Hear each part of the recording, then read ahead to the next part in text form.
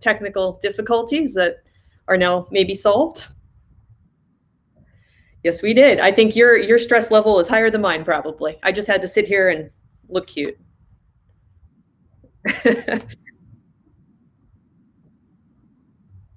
Okay, let's see. Let me just check Facebook real quick. And oh, it looks like we're live on your other computer, Corey. No, I can see your wall on the other computer right now, but it's weird because I see you on this one. Is anyone there? Oh, yay! Kevin says we're working. Sorry about that, everyone. So, we had a couple of technical difficulties, but they seem to be fixed right now. Hey, Kevin, real quick for me. Do you see Corey's chair or do you see a wall on the back screen? Because I see two different things in my window. Anyway, so welcome to the show, everyone. This is Deep Discussions and Shallow Thoughts. Sorry for the technical difficulties. All right, they do see your chair there, Corey. So, and you're back. Oh, this is fun.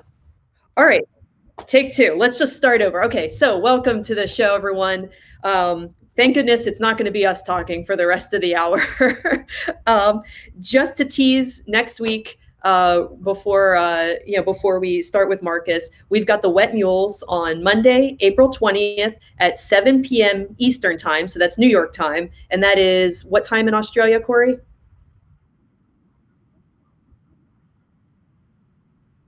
About 9 a.m. Okay.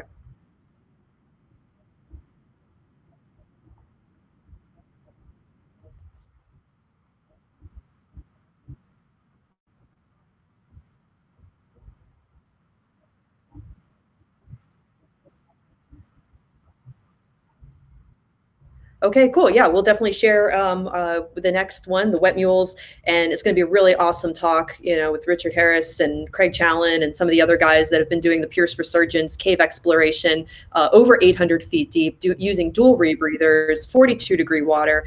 It's pretty impressive stuff that these guys are doing down there. So that's going to be Monday, the 16th.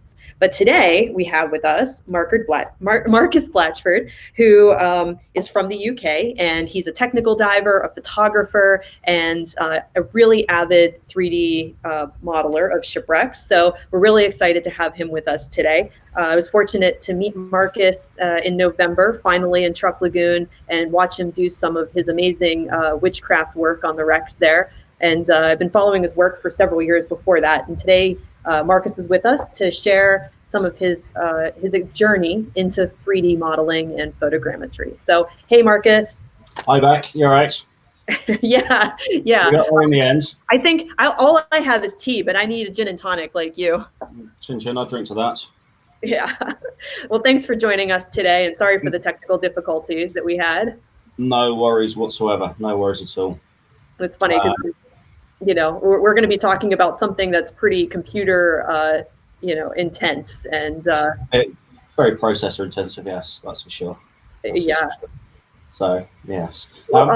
Thanks for inviting me aboard. Obviously, there were a lot of questions unanswered when Pete gave his presentation, weren't there? So hopefully, the presentation I give tonight will be able to answer some of those questions.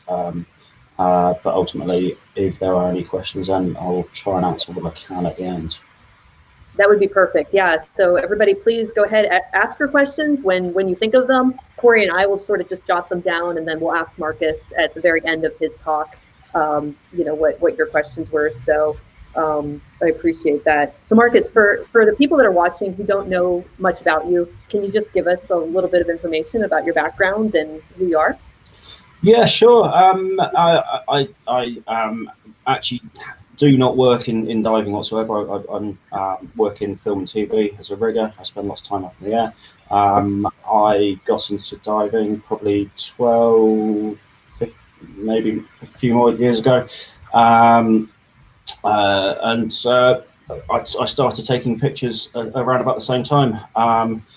And photography and diving have kind of come part and parcel with each other. Then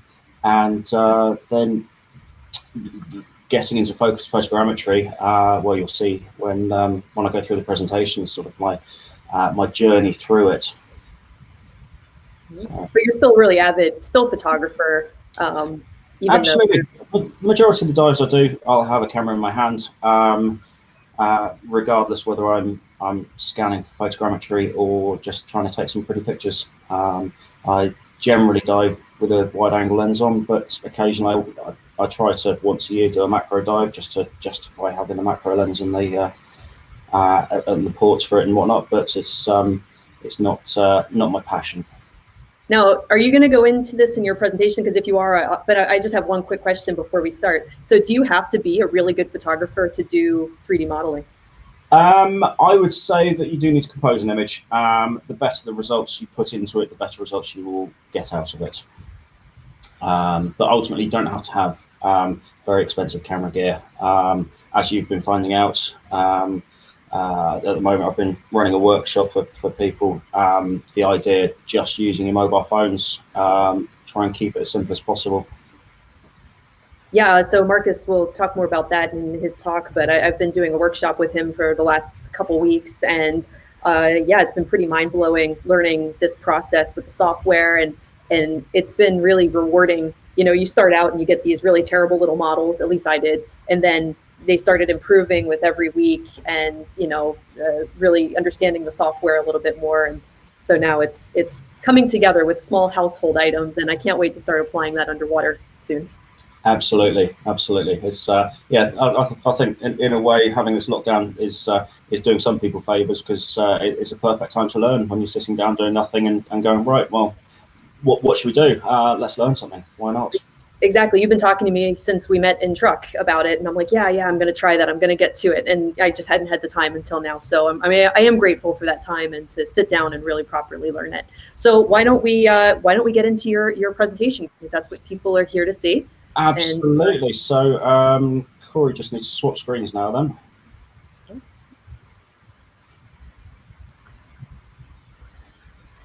In case you didn't catch my name's Marcus Blatchford. You can see us at the bottom down there. I am just going to be giving a presentation regarding underwater photogrammetry and model making. So who am I?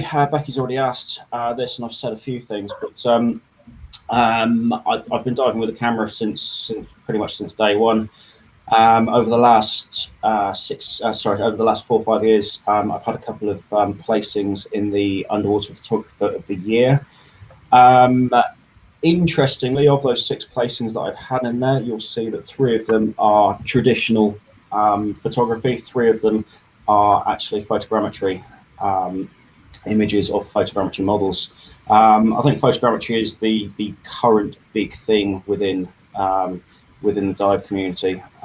So hopefully I'll be able to teach you a little bit about it. So my disclaimer, I really am no expert. I will do my best ability to inform you of what I know, but the knowledge is pretty much based on trial and error through what I have done. I haven't done any courses. I'm not an instructor of any kind. I don't going by any syllabus or anything like that. This is just what I've learned along the way, really. So what is photogrammetry? A question that so many people ask. They go, photo what? If you do a Wikipedia search, it will come up with this paragraph.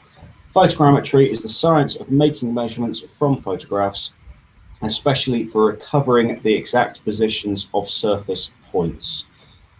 I'm not going to delve too deeply into this at the moment. I'm going to come back to this a little bit later on.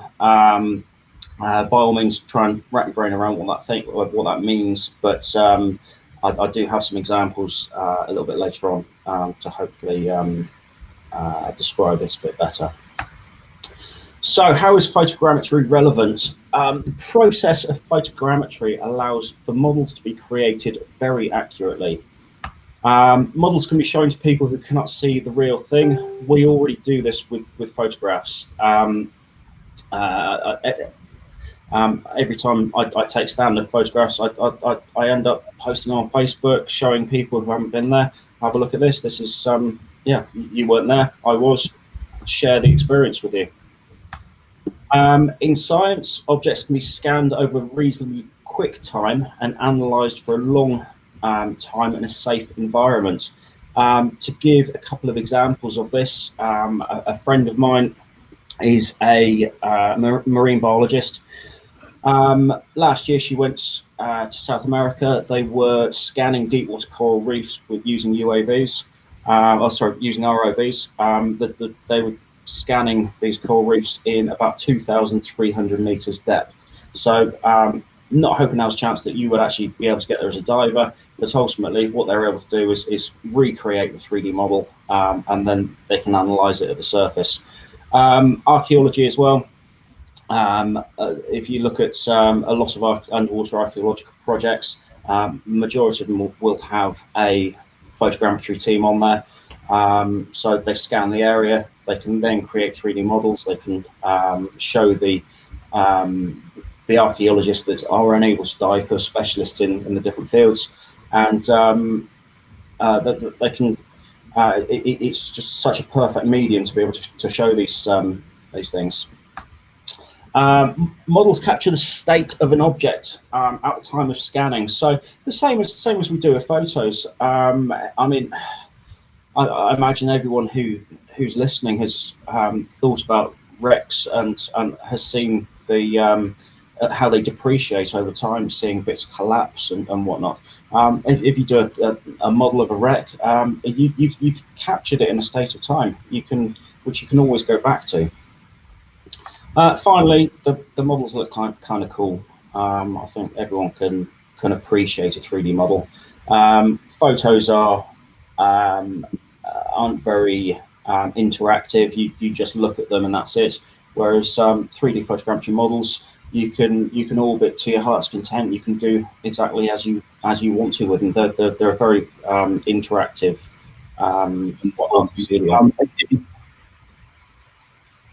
Say again, sorry.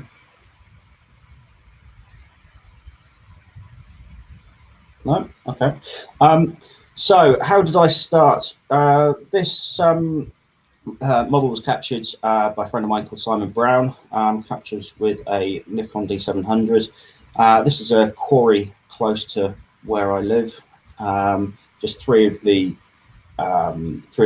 vehicles that are in there, a plane, a Elvis Stalwart and a Elvis Saracen. So the reason I used to go to this quarry was that the deep end is about 75 meters. And Simon saw that I was going there quite often, and he asked if I could do a bit of an experiment for him, just something to do while passing time on Deco. I said, yeah, sure, why not? I'm only going to be floating around doing nothing, so I may as well keep myself occupied. So he said, take a series of photos down one side of the Saracen, then go to the Abbot, go around the Abbot, then return to the Saracen. Try and get at least 50% overlap. I thought, okay, I thought about it. And yeah, the next time I went there, I gave it a go. And we created this. So you'll see the original model at the top left there, and the addition that I had added to the model down on the right-hand side there. So this was quite a big lesson that we learnt on that day. By creating this model, we had learned some that we were able to merge data that was captured with different equipment. So as I said, Simon uses a Nikon D700. Me personally, I'm a Canon person. No rivalry between the two at all, but I mean, we honestly didn't know if we were able to merge the two different types of data. The data was collected on different days. Data was collected with different lighting conditions. The data was collected with different underwater conditions. Finally, the data was collected by different people. You may not think this makes a difference, but if you have two people standing directly next to each other with exactly the same camera and equipment, you will end up with two different photos. Everyone has their own flair that they put into an image. But ultimately, by what we did there, we proved all these things. There were no manuals at the time. We honestly didn't know. So this started us thinking. I knew that Simon had scanned a Western Wessex helicopter, and I thought, okay, well, I'll see if I can expand that one. So on the right hand side of that model, you'll see the wrecked helicopter. This is about 22 meters depth. So while I was on decal, I just swam backwards and forwards, taking photos. I scanned a trawler that's there as well. And then I sent the images off to Simon, and he processed them, and it all came through. So we thought, how far could we push this? And we created this one. So to give you some orientation on this, if you look at the left-hand side, numbers 8, 7, and 2, that's the original model. Number 1 is the Abbott self-propelled gun, the first thing that I scanned. The previous model I showed you was numbers 9 and 10, where it's helicopter. This is okay. I keep getting someone to talk over me at this. Sorry, Marcus. That's my computer. I apologize. Oh, okay. Altogether, if you look at a depth difference between the shallowest bit, or the deepest bit and the shallowest bit, the deepest bit is in the top right hand corner there. That's the nose of an aircraft. That's at about 22, 23 meters. And if you follow it on around, it ends up at number 6, and that is a Land Rover. That's at about 6 meters. Looking from a different angle, and a different angle again. So this one I've put in here because it does kind of show the depth, the depth of the quarry rise throughout the model. It's not. It shows that it's not just a 2D flat thing. It does move in 3D space. So I then visited Truck Lagoon and I scanned an aircraft. When I was going to Truck, I thought, oh, what am I going to do? Everything's huge. And one of the days, the rest of the boat decided they wanted to have the day off, or the afternoon off. And I thought, okay, they said they're going to do a plane. I thought, okay, that's perfect. I'll go and scan the plane. So just me and one other guy jumped in the water. At the time, I was told that it was a B6N Jill bomber just off the Blue Lagoon bar. When I processed this, when I uploaded this, I was actually contacted by a person who works at a aerospace museum in San Diego, and he says, that's not actually a B6N Jill, it's actually a C6N Mert. Both of them made by Nakajima. The difference was that the C6N was a reconnaissance aircraft and the fastest aircraft that the Japanese fielders. The B6N, as I said, was a bomber.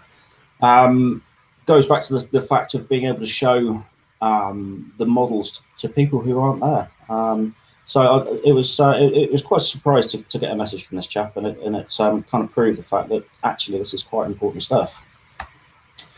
So up until this point, I had only captured the raw images, and I sent them to Simon to process. And then I was persuaded just to try the trial version, give it a go. You can get 30 days free trial, so why not? And I created my first model. So this is the Land Rover that was in the NDAC model that I showed you earlier.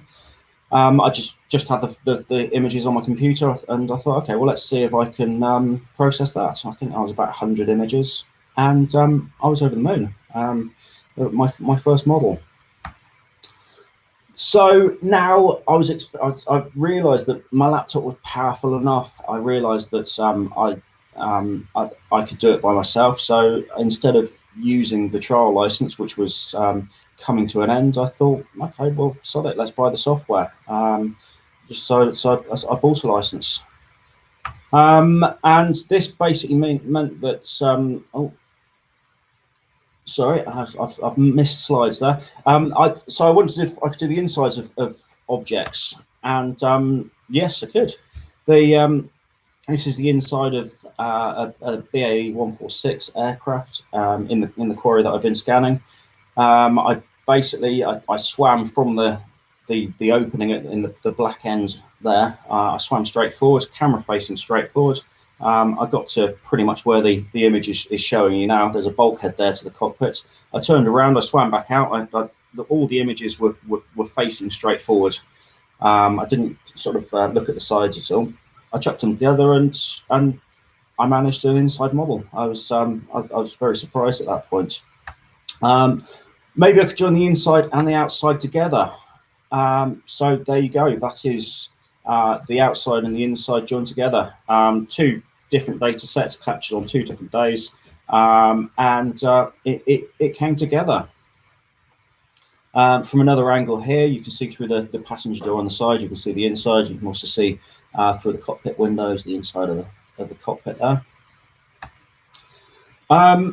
So realizing I was able to process myself, literally every single dive I went on was just capturing data. I was taking thousands and thousands and thousands of images every single dive.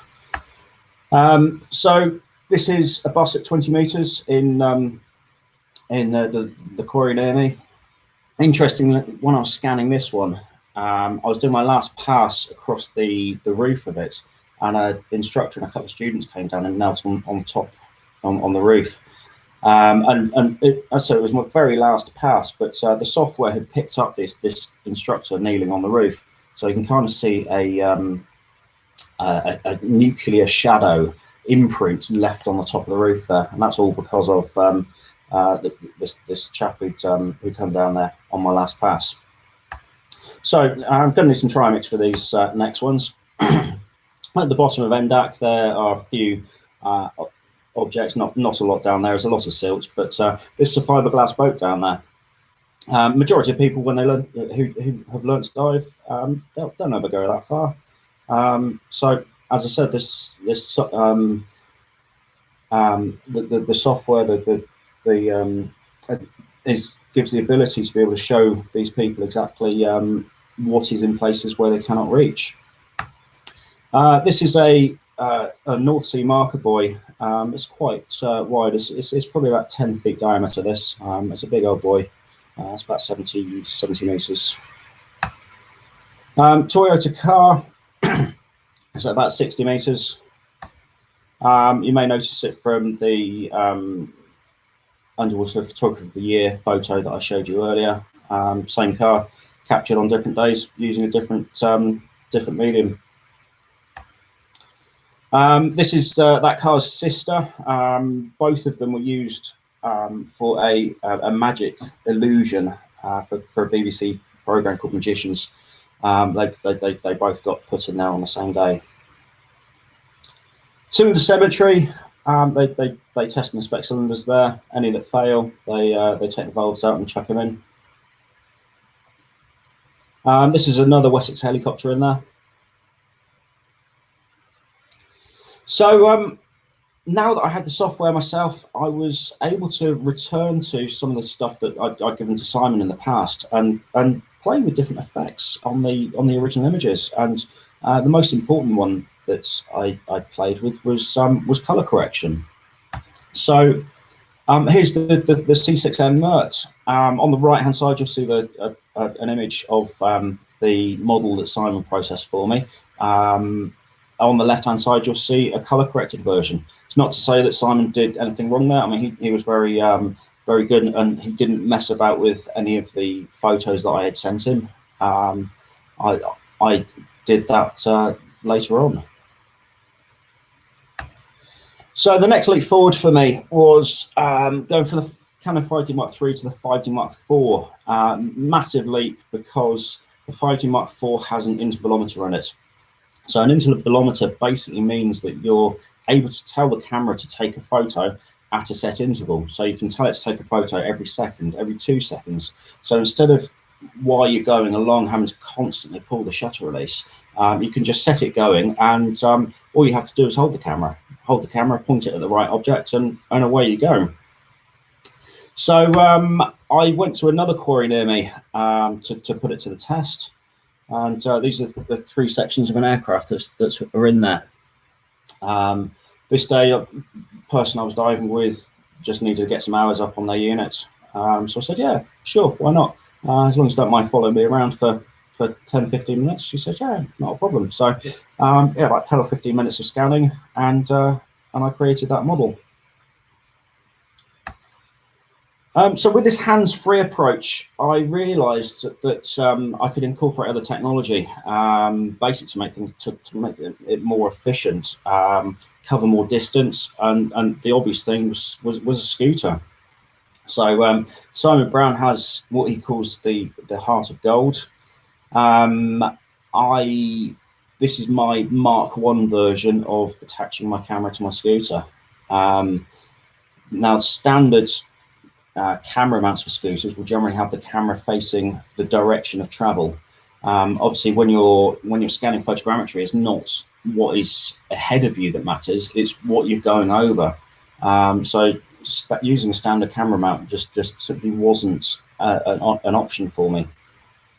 So I took this this rig back to Vobster, and I scanned this. So you can vaguely see the aircraft that I showed you in the last model. This is the shelf that aircraft is on, with some more attractions in there. It's quite a silty day the day I did this. Also, when I bought the scooter, the battery was pretty shot on it. I was only able to get about 45 minutes burn time. But ultimately, I scanned all of that in said 45 minutes. The size of that area is it's probably 100 meters long by the narrowest, maybe 15 meters. So it's quite a large area. So as with most prototypes, I had to make some modifications. The issues that I had was that with the scooter mounted mid-body, I was unable to do anything on the camera itself. I had to basically put it in auto. I had video lights on it for that very reason, because I couldn't change any of the settings. So I kind of used the same bracketry that I had bought, and I managed to mount it on the nose. So here is Simon Brown, the person who got me into this mess, with his heart of gold, and then on the right hand side is my Dive Extras CUDA 400 with the camera mounted on the nose. And this is the way that I still use it. I haven't changed the configuration whatsoever since mounting it up there. It's worked really well. So I had a trip to Malta approaching, and I wondered how far I could push this. Could I scan a complete wreck in a single dive? I honestly didn't know. Yes, I could. So this is the MV Rosie at the top tip of Malta at Chakua. Deliberately scuttled. It's about 35 meters depth. I scanned this all by hand. I didn't use the scooter on this dive. Just swam around it. HMS Hellespont. This was a paddle steamer during the Second World War. It was used in the Grand Harbour, Valletta, for moving supplies around the harbour. It was bombed one day. From that point onwards, it was just in the way, because it was just a load of scrap. The Navy dragged it out of the harbour and sunk it just outside. It's about 41 meters depth.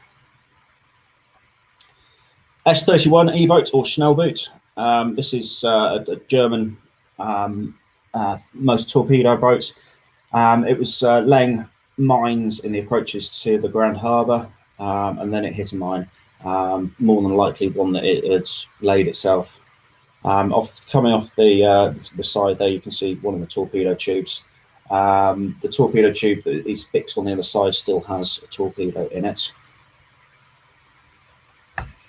It wasn't all rosy. The day before I did the bow of HMS Southwold, someone else on the trip had said, "Oh, I'm really looking at getting one of those cameras. Mind if I have a look?" I said, "Yeah, crack on." And he said about the settings. I said, "No, play with it, do whatever you want." And I didn't realise that there was a setting on there that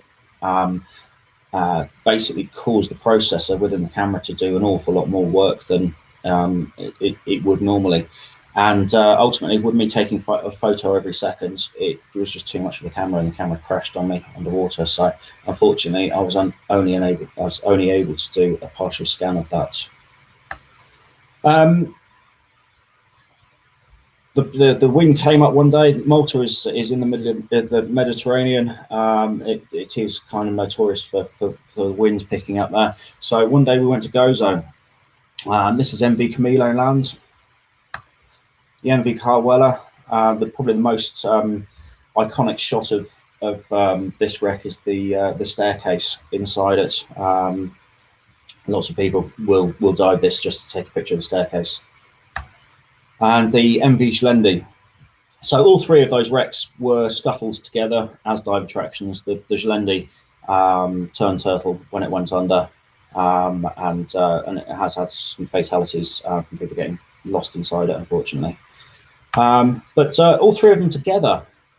So I'd never dived there before. I thought, okay, well, let's give it a go. Let's see how far I can push this. And I captured all three together. To give you some sort of a scale, the Schlendi, which is the nearest one, the one that's upside down, that's about 90 meters long. So that model is probably, at a guess, 350 meters long. That dive, I just kept going and going and going until my scooter battery had died. And that's a new scooter battery, not the original one I had at 45 minutes. I think it was about an hour 45 I managed on that. So my final Malta model, to me, the absolute pièce de resistance, is SS the Polynesian. She really is a must dive in Malta. 55 meters to the sand, 152 meters long. She was sank in the First World War. She was torpedoed towards the end of the war, on the 10th of August 1918. Absolutely fantastic wreck dive. Lots of penetration, lots of light. It really is a brilliant dive. Normally when you dive this, you either dive the bow or the stern, because there was just so much to see on there.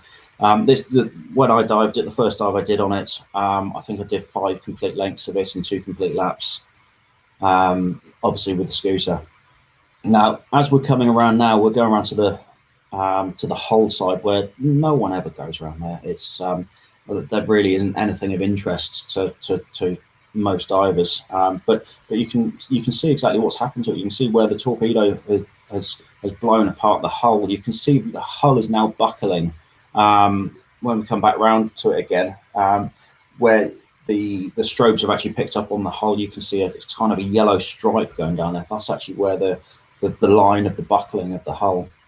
So just coming up now, you'll see a kind of triangular hole in the stern, and there you have it.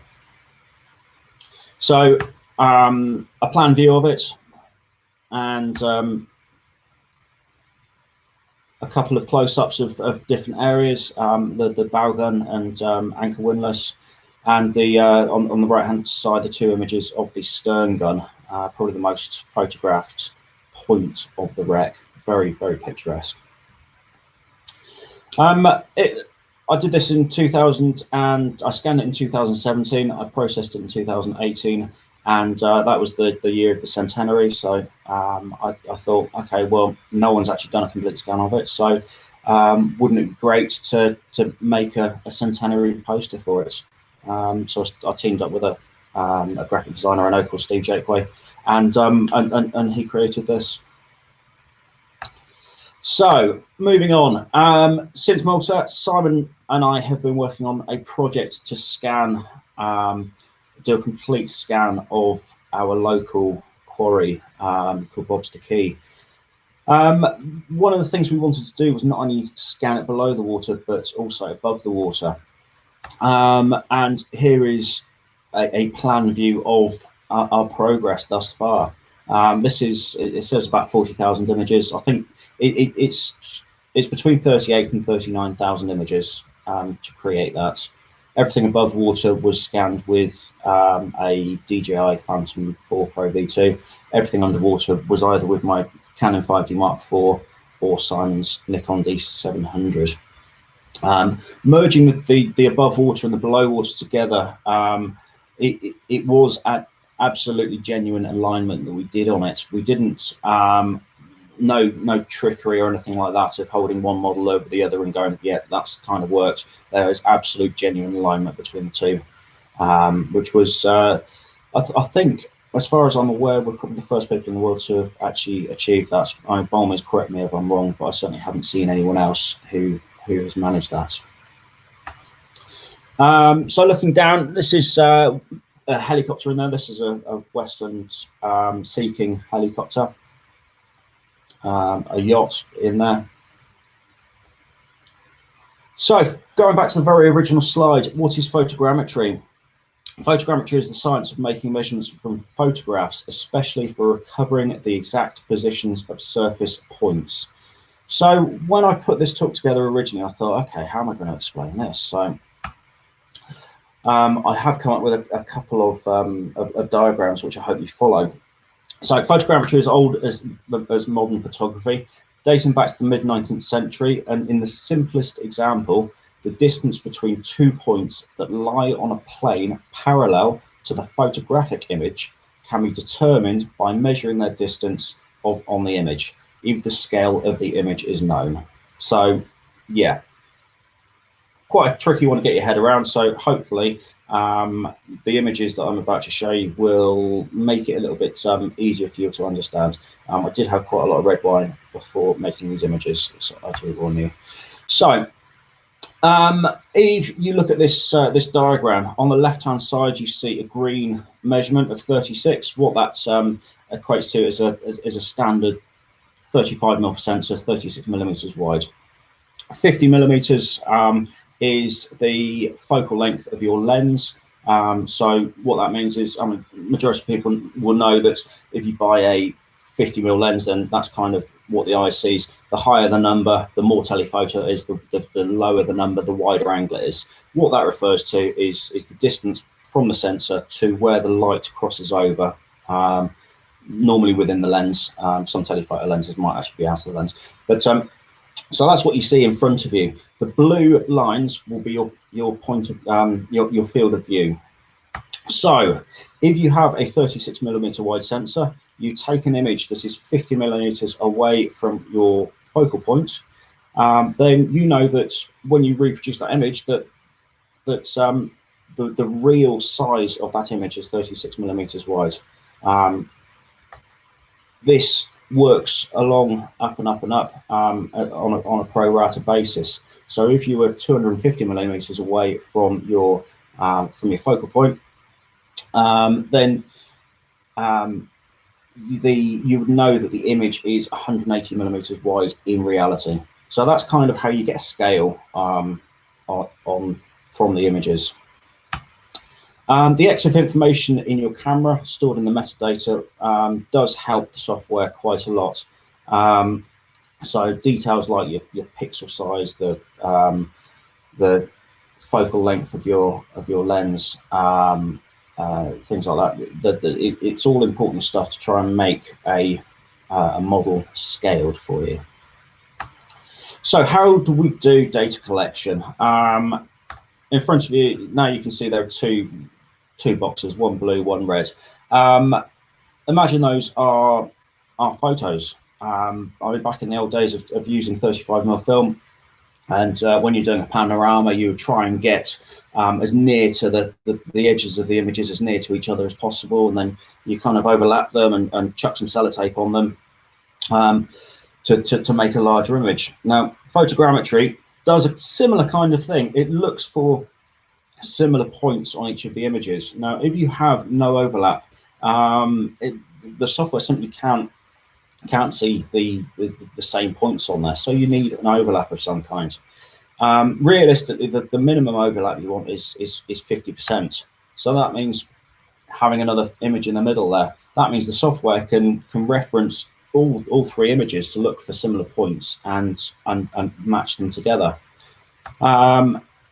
That's all well and good going in a straight line. When you want to come back down the other way, then if you could put one photo in the middle there, you'd have a 25% overlap. Realistically, you're not going to get anything out of that. Absolute minimum of 50%. So what you have there is two photos going one way, two photos going the other way. They're overlapped both in the X and the Y axis. I hope that kind of makes sense to you. So in reality, this is actual images that I had used to create the MV Rosie model. You're probably looking at about 90% overlap on that.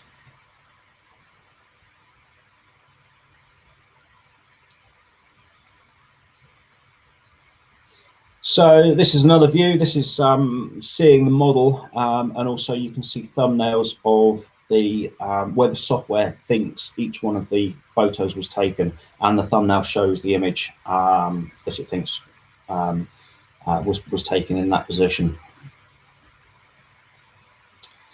So it is possible to create models by using video and frame grabbing. But the issue with using video is that there is no EXIF information within the video. So if you do want a roundabout scale, then you simply won't get anything with video. However, if you do want a really accurate model, then you'll have to do the same as with video. You'd need to put control points in there, scale bars, things like that. Basically, known lengths, and then you can tell the software that point to that point is a meter, that point to that point is 10 meters, things like that. So now for the boring and thoroughly frustrating part. I'm sure that Becky has been pulling her hair out over this over the last couple of weeks doing the fun workshop that we've been trying. Is the processing. So stage one is photo alignment. You see two images there. What the software has done is it has looked at the images, and it is tried to identify defining points across the images. The default setting for this, for it to stop at, is 40,000 points per image. What it does then is it will, with those points, it will go, okay, so that point on that image and that point on that image, they're kind of similar. That pattern of points there and that pattern of points there, they're kind of similar. It will look at that in not only in 2 dimensions, but 3 dimensions. So it will effectively rotate all the images around each other to try and work out and try and make those points match. You'll see that there are some white dots on those 2 images, and there are some dark blue dots on those images. The dark blue ones are the points that it has worked out are the same in other images. So those are the points that it's picked up and said, yes, I know that that is also in that image, in that image, and in that image. So if that works, you will you will be left with a sparse cloud. So this is you can see it's very low resolution. It's lots of dots, kind of a similar resolution that you get from a multi-beam sonar. The next process is creating a dense cloud. And what that does is where you have 2 images in your sparse cloud, you tell the software you want to create a dense cloud. What it will do is it will look back at the images, it will look at each one of the points on there, and it will try and put a dot in between each one of the points that's on there. Once it's done that, it'll try and put a dot in between that dot and the new dot that is created. Then once it's done that, it'll try and find another dot, and then once it's done that, it'll try and find another dot. Then it'll just keep going and keep going and keep going, depending on how heavy you want it to look into them, and you'll create a dense cloud. Once you have created a dense cloud, so sorry, that is all dots again. There's nothing solid there whatsoever. No, that is another point cloud. So once you have created a dense cloud, you can then move on to creating a mesh. So what the software does when you create a mesh is it takes all the dots and it draws a line in between them. It's dot to dot on a really big scale. And by creating the lines in between them, you create a series of triangles all over it. At the moment, it does kind of create some solidity to the model, but ultimately there's no detail in there. It is purely lines connecting dots. It brings us on to our final stage, which is building a texture. So what it does is it colors in all of the polygons in the mesh. So each one of the triangles, it will assign a color to it, or it will add some more detail to it. So good example to show between the mesh and the texture. If you look at the bottom of the barrel, there are two car tires. If you look at the right hand one, at the moment you can see tread on it. If I go back to this, you can see it's all very blobby. It's very soft. It's not the sharp model that you really hope to see. So back to there, and you can see the tread on it. So I've had those 4 little stages take 5 weeks before. I've had processing go for 3 weeks before, and then computers crash. It really is very, very processor and intensive to do these bigger models. So moving on slightly, ortho rectification and ortho mosaics. A question that I'd just like you to think about is what is the difference between an aerial photo and a map? So I've just had some swig of gin there, sorry. So the difference between an aerial photo and a map is that a map is drawn to be flat. An aerial photo will have distortion in it. I've created another graphic for you there. What I am trying to show here is that the horizontal orange line is ground level. The vertical orange line takes you up to a point with the two blue lines. So your blue lines is your field of view. You're effectively taking an aerial photo. You're looking down at the ground. The vertical orange line, you can see that is the distance directly from the camera to the ground. You then have a red arc radiating around that. That is the same distance away from the camera. So what you'll see is that as you move away from the center of the image, ultimately there will be distortion in there.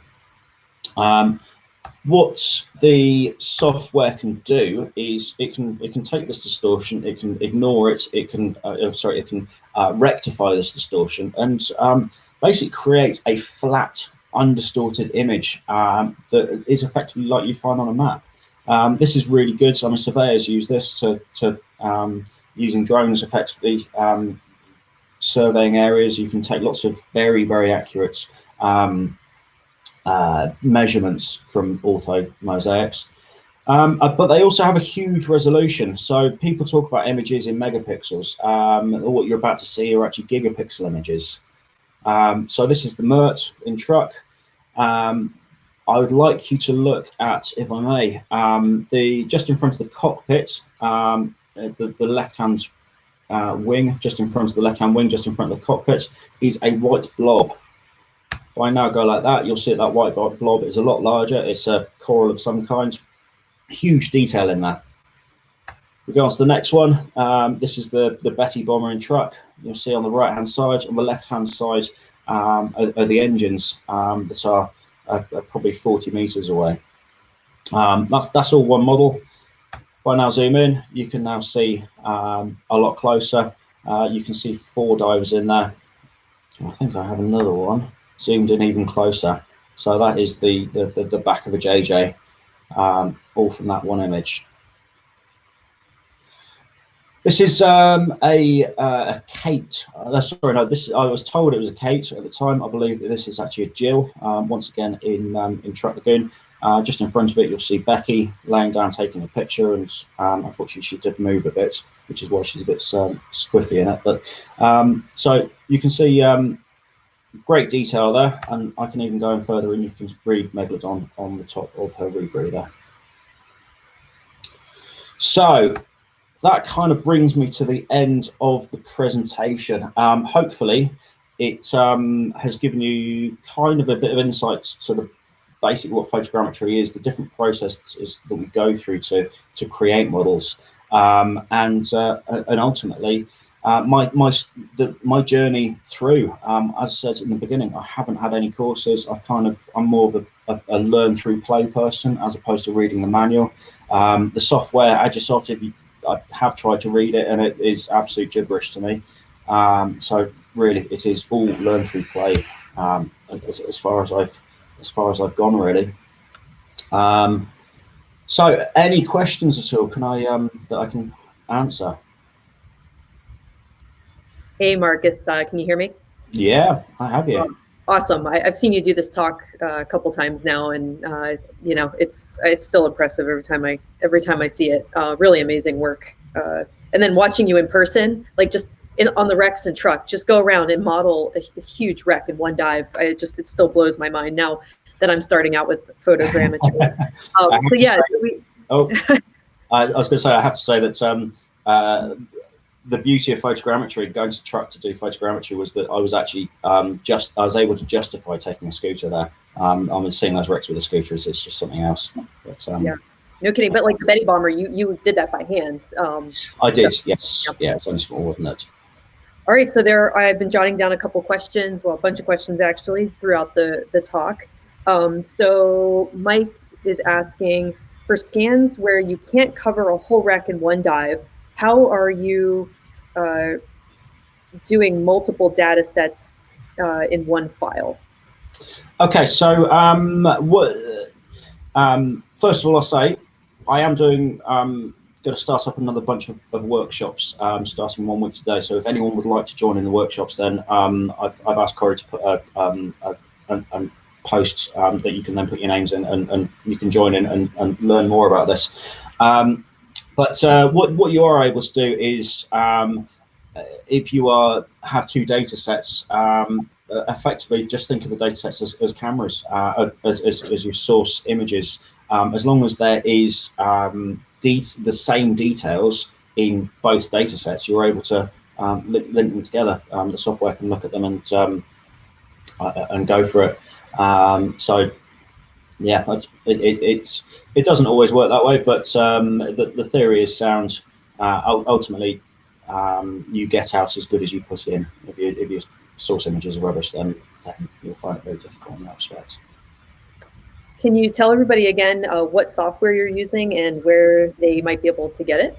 Okay, so I use something called, it used to be called Photoscan. I do still use the old version, but they've rebranded as Metashape. It's by a company called Agisoft. If you go to agisoft.com, agisoft.com, you can download both the standard and the professional versions there, and they will give you a 30-day free trial, completely unlocked, no holds barred. Awesome. Yeah, and you suggested in the workshop that I'm doing with you currently is, so I just have the standard version right now, a free 30-day trial, and then after that one ends, I'll try the free 30-day trial of the professional version. Absolutely. Yeah, I mean that gives you 60 days of playing, then, doesn't it? And I mean, as an idea of cost, if you did want to buy the licenses, the standard edition is about $180, and the professional one is $3,500. So I mean, there's a huge difference between them. So if you are trying the using the free trials, then there's no point in activating both together, because you will only get 30 days of playing. But also, there's no point in going straight into the professional version. You may as well learn to use the standard version, and then work on, once you've kind of sussed the standard version, you can then move on to the professional version and only learn the new points to the professional version. Nice. Teppa wants to know what the angle of the camera was on the scooter. So on the scooter, it faces straight down, and when you're capturing data, what you want to do is capture perpendicular to the object. So if you have a straight wall like that, you want the camera to be facing it like that. If, on the other hand, you have a curved object, let's go that way around, then because to get perpendicular on there, you can't just go there and there. Yes, okay, you may get 50% overlap, but realistically, you want to be doing more images all the way around that face to be able to get the detail of the model. Otherwise, if it does align, it'll be rubbish. Yeah, so but regarding the scooter itself, I do have a model of it, a 3D model of it. I was bored one day and I thought, okay, let's model it, why not? But if the scooter is facing ahead like that, the camera's on the nose facing straight down. Awesome. Michael wants to know, what did you learn about distances from the objects during scanning? Is it necessary to be far away from the wreck? And then he also asks about visibility, because he dives mostly in the Great Lakes where it's dark and maybe limited visibility. So what do you suggest with limited visibility? So I'm a UK diver. Every photo I've seen of the Great Lakes has always been brilliant visibility compared to what we get here. But ultimately, if the visibility is great, then you can ultimately pull further away from the object and utilize the visibility as much as possible. If the visibility is dreadful, then you have to get closer. The closer you get, the more images you're gonna take. The more time it's going to process, the more processing power you're going to need. So, I mean, realistically, yeah, if it's clear, then perfect conditions. If it's rubbish visibility, then you kind of make do with what you have, and yeah, you have to use the visibility to try and gain the images to be able to marry it all together. I mean, yeah, there's some people like Carrie in Finland who are doing amazing models of wrecks, and like the GUE guys that are doing the Mars project. The Mars project is phenomenal. Yes, they only have what, like maybe 2 meters of six feet or something.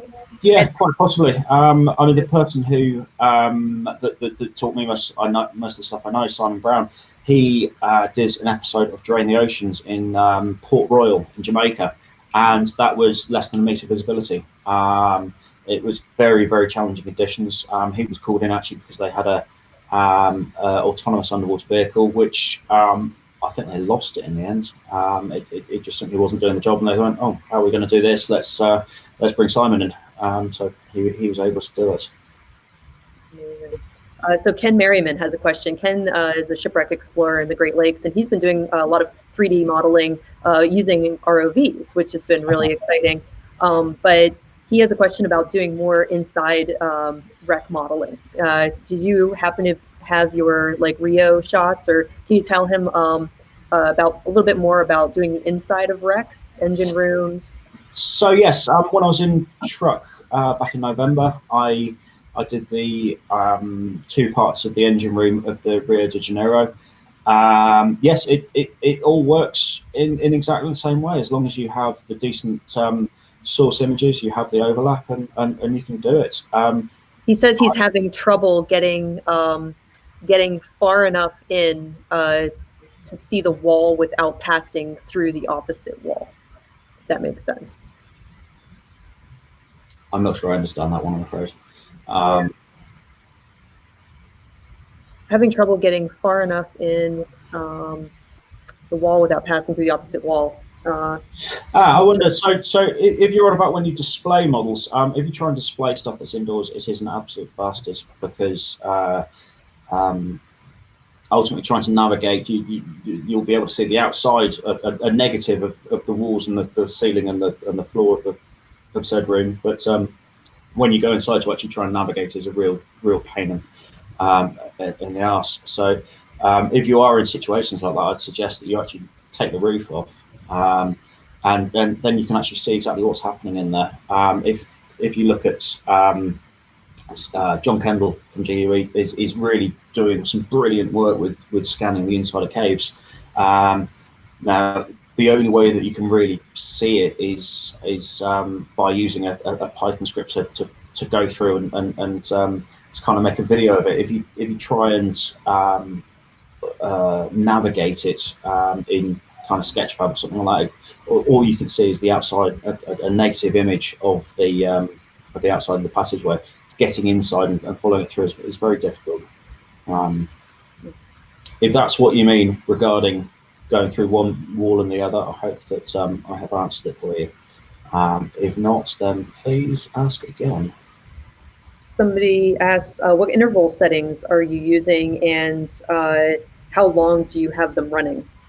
So that will depend on visibility, and it will depend if I'm swimming or if I have a scooter. When I was back in Truck in November, pretty good visibility. I was quite away from the wrecks. I was using the scooter. I was taking a photo every second, so 3,600 photos an hour. But with regards to when I stop when I've captured the amount that I want to. Nadir wants to know how does the software deal with shadows? Do you use on top of that, do you use both strobes and video lights, or do you prefer one over the other? Me personally, I prefer strobes. The reason I prefer strobes is because they are lightweight and you get an awful lot of bang for the buck with them. And the amount of light that you get out of a strobe with only 4 AA batteries, and I mean they're pretty neutrally buoyant as they are.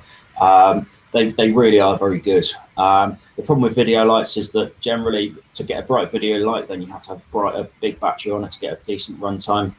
I mean, don't get me wrong, I do have 2 18,000 lumen video lights, and I really love them. But my go-to is definitely using strobes. The time that I have kind of played with video lights is if I am scanning something on a slope where, let's say, for instance, was 6 meters down to 70 meters. There's obviously a huge change in ambient light there.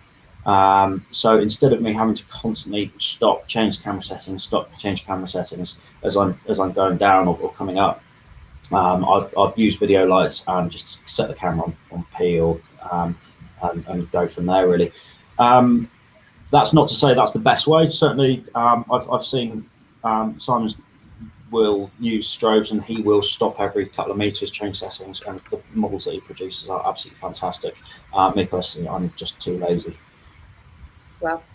So you'll shoot on auto. Is that focus as well? Yeah, focus. You'll do autofocus. So yeah, I always have it on autofocus. I will shoot continuous autofocus, and I will have shutter priority going. The reason for that is I also always use personally. I always use a fisheye lens. I know that the likes of John Kendall and Carrie, they are very much rectilinear guys, but me personally, I've never had an issue with using a fisheye. The reason I use a fisheye is because the depth of field is so much better on them.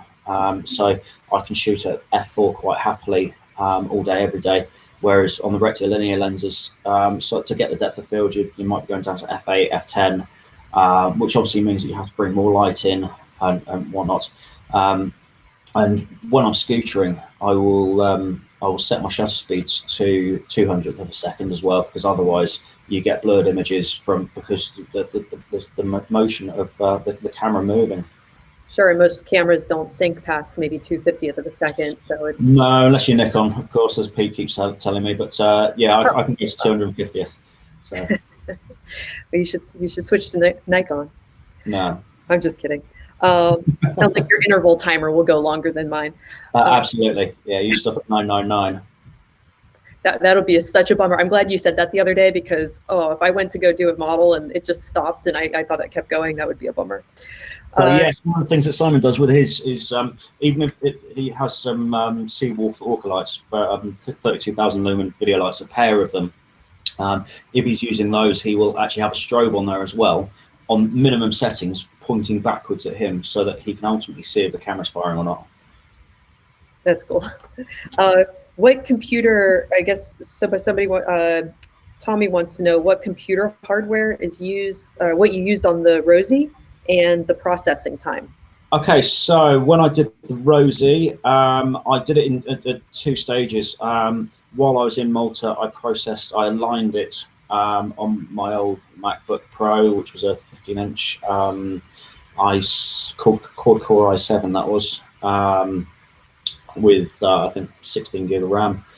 Once I'd done the alignment on that, I then went to I went on Dropbox. I uploaded all the data. I sent it home. At home, I had a 2012 Mac Pro, 12-core Xeon, and I processed everything on that. Now, I sold that the Mac Pro last year. I've unfortunately gone to PC now. Windows is certainly a struggle for me, but I have a 18-core i9 with 128 gig of RAM, twin RTX 2080 graphics cards. That's my home processor. And then before I went to truck last year, I bought a maximum spec 15-inch MacBook Pro. Awesome. And you're shooting, so Ken Merriman, he said taking off the top of the model might help him, so that'll be good. He also asked if you're shooting JPEGs or raw images on your dives. So on dives, I will always shoot raw. The reason I will shoot raw is because the buffering speed of the 5D Mark IV is perfectly good. Yes, okay, I will get through 130, 140 gig an hour, but ultimately, my thinking behind it is that I may only be processing it on a low setting at the moment, but in 5-10 years time, the images will still be there in their raw setting. I can utilize the new technology as it comes out to really to make good in the future. I'm looking more ahead of the future as opposed to the here and now. It doesn't hurt to take more data and then compress it down. But what you can't do is take the compressed data and make it bigger. Now, if I'm using my drone, on the other hand, the interval timer on that, if I'm shooting raw, is 5 seconds. So I just shoot JPEG all the time if I'm with the drone. Wow. Better have to go really slow, huh? Indeed. And I mean, to be fair, when you're not underwater, you don't have to play with the images as much. I mean, creating models above water is so much easier. Creating them underwater is a lot of hair pulling moments, but when you're using a drone or when you're using a phone or anything where there isn't water in the way, it makes the quality of the images a lot better, and it makes the process a lot easier. Yeah, that's what's been fun about doing the workshop and just starting out with things on land. I never knew models could have so much color and detail, because most of the ones I've been looking at have been underwater models, and not they're not detailed, but the colors are difficult to get in the models a lot of times. And indeed. And I mean, the other issue is that with the models that you'll see in mine is that, yes, okay, that even using strobes and create and lighten the image beautifully, if you light it in the center but you still have blue in the peripheries, then ultimately that blue will show through on the models. Interesting. Jason wants to know if you've thought about running a 2-camera rig. No, I did. I've heard of people using 2 cameras. I mean, realistically, for me, no, I'm really not interested. If you look at, once again, going back to John Kendall, I think he runs about 10 or 12 para lenses around his scooter when he's doing the insides of caves. I can't imagine the amount of data that he must process for that. But for me, no, I'm quite happy with just 1 camera. Keep it simple. Nice. He's just chimed in and said that they do prefer fisheye lenses now to rectilinear. So okay, fair enough. Good to know. Keys and John Kendall are doing some really great GUE photogrammetry online courses right now as well, workshops, and I highly recommend watching all. I think they've got 4 of them up right now, and I've been watching theirs as well. So yeah, I second that. I think that I mean, even with the workshop that I'm doing, I've also suggested to everyone that they do watch Case and John's workshop as well, because I mean, ultimately they're covering stuff that I'm not covering. I've been watching myself. As I said, I have not done any courses. I think you're only a fool if you think that you know everything and you have nothing left to learn. So yeah, I'm definitely saying to people, yeah, by all means, watch theirs. Really, you might pick up something else. Who knows?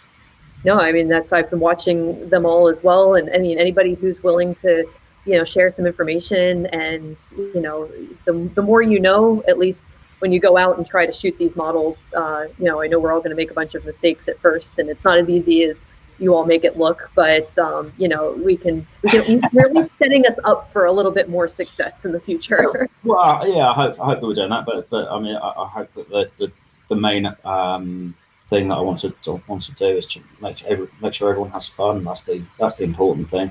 We're all sitting at home twiddling our thumbs in lockdown, going, "Oh, how long is this going to last?" If we can do something that keeps our mind occupied, that's a bit of fun, then why not? Why not? Exactly, and it definitely is fun. So let's see, a couple more questions here. So Herbert is very interested in your Rosie model. He says, or he asks, how many photos did you take of the Rosie?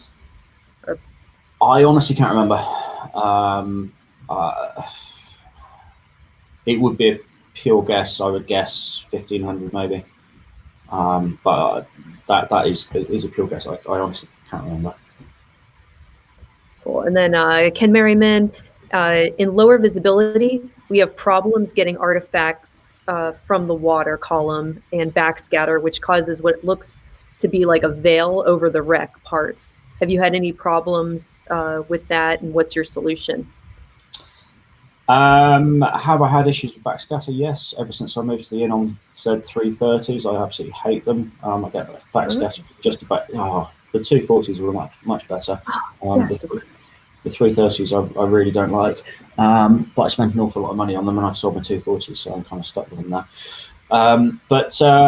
So yes, I do have backscatter as an issue. I mean, just do your best to position your strobes as well as you can, and ultimately, whatever is causing the sediment in the water, if you can alleviate that, if you can stop that, if it is due to archaeologists digging and whatnot, then if you want to get the images, then ultimately you need the best conditions possible. I think the challenge is, like, most of the wrecks he's modeling are in the Great Lakes, Lake Superior. You know, there's it's very low light or almost no light, and there can be a lot of just particulate, you know, in the water. Sometimes there's snow, we'll call it. So that's probably what I'm guessing he's referring to. In which case, it's correct light positioning, isn't it? I mean, the other thing you could try is having other divers light for you. So instead of having the light so close to your camera, which you're limited by the length of your arms, is have some very bright lights on, and have a diver up above you, kind of illuminating the whole thing. I think I don't know for sure. I think Ken, he's mostly using an ROV. I know. I mean, he is diving himself as well, but they're modeling a lot of pretty deep shipwrecks. So I'm guessing, and I don't know if the light is coming off straight from his ROV. Right. But that might be. The only deep water ROV sort of thing that comes to mind is if you look at James Cameron's Titanic, when they not the feature film, but he did a documentary showing it how it is now, using lots of ROVs. And for that, he had additional ROVs with a shed load of light on them and just lighting the whole thing up. So he didn't have on-camera lighting as such. If you have the budget to do that, then go for it. If not, then I honestly don't know. I've never used one. Yeah. Got to make the rigs bigger. Get those lights further away from the lens. Indeed, and of course the issue with ROVs is that you once it's gone down there, you can't even tweak it, can you? It's the beauty of being able to hold the camera in your hand is you can go, oh, okay, I need to move this light, I need to move this light. I can to modify, adapt, and overcome. But yeah, if you. But the one nice thing is time. Like, you have a lot of time if it's right to go around and get a lot of images. Oh, he said actually they're doing both. Okay, I thought they were mostly using ROVs, so they're doing both. All right, cool. Well, that's a lot of questions today. It's good. Well, I don't see anything else. Pete Mesley chimed in and said Simon Mitchell's the king of backscatter. Oh, poor Simon. He got a little jab there. He got a lovely picture of us in truck. Yeah. A lot of people don't know that Simon's a really, really good photographer as well. But yeah, Pete will do anything. Just give him a little. But also, at least if Simon got backscatter, he actually remembered to charge his strobes, Pete. Oh. Yeah, I was there for that. That was nice. Hey, Joe. Can you tell us about the DPV camera mounts? Is it modified or available kit? Did you make it? I used pretty much all standard off-the-shelf parts. I didn't really fabricate anything. If you have a Dive Extras CUDA, then at the tip of the nose is the sacrificial cathode or anode, whichever one it is, which has an M6 bolt attaching it on there. The first thing I did was remove that bolt, bought a longer bolt and a M6 bolt on 1-inch ball. On the camera itself, I bought a. It's kind of just a little aluminium tray with 3 balls on it. The idea is that you can make a kind of tripod. I have that connected to the camera. I have the base, the cheap camera mount from Dive Extras. I took that. I drilled some holes in it. I added some additional balls. It's probably better if you send me a message and I'll send you a picture. It's there are so many bits, but I mean, ultimately, I just went on Nauticam UK website and went, okay, what is there? Can I make this work? And let's give it a go. And ultimately, it's all held on with a cam band, the cam band, and that 1-inch ball on the end, which then triangulates the camera, stops it from wobbling. And you're not using a monitor right now, right? I do have a monitor as well, but no, not generally. I've only used video a couple of times underwater, which I have a monitor and field recorder. I was test trialing to see what video would be like when I was scanning the perimeter of Vobster. Because the beauty of video is that if you're taking let's say 50 frames a second, then and with images you're taking 1 frame a second, there's potential of increasing the amount of images that you have in there, but ultimately you're potentially going from 30 megapixel stills down to 1080p, which is what two megapixel images.